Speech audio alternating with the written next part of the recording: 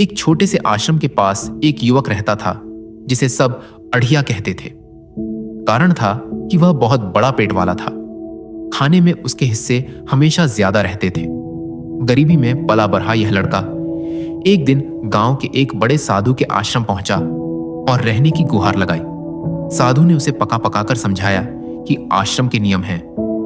एकादशी पर उपवास रहेगा, उस दिन रसोई नहीं चलेगी।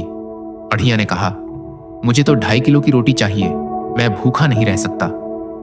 साधु ने आलोचना नहीं की, पर नियम नहीं बदला। आश्रम में चूल्हा एकादशी पर नहीं जलता। अंत में साधु ने कहा, ठीक है, मैं कुछ राशन दे दूंगा, तुम बाहर जाकर बना लेना। अगली सुबह अढ़ैया ने ढेर सारा आटा, सब्जी और पकाने का सामान उठाया और दूर जंगल में रसोई बना ली। उसने मन से तैयार किया और थाली सजाकर हाथ जोड़कर कहा, हे प्रभु, कृपा करके आओ और भोजन ग्रहण कर लो। वह सोचकर हंसा नहीं, उसने सच्चे मन से बुलाया। अचानक एक बुजुर्ग देवता सा आया, साधु के बताए नियमों से उलट, और थाली के सामने बैठकर खाने लगा। अढ़िया ने खुशी से अपने हिस्से की रोटी बढ़ा दी, पर तभी गांव के कुछ लोग भी वहीं आ पहुंचे। साधु, कुछ भक्त और एक जोड़ा, और वे भी भोग कर खाने लगे।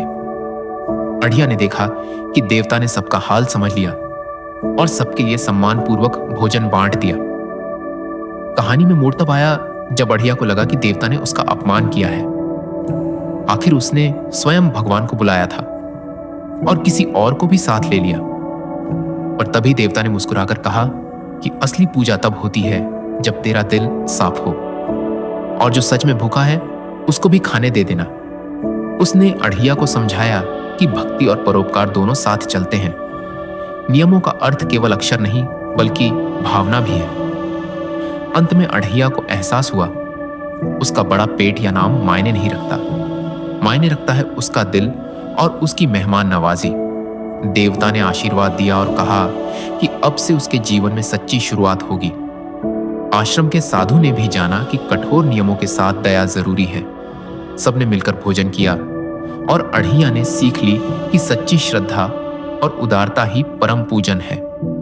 तो बच्चों, नियम जरूरी हैं, पर दया और सच्ची भावनाएं उनसे भी बड़ी होती हैं।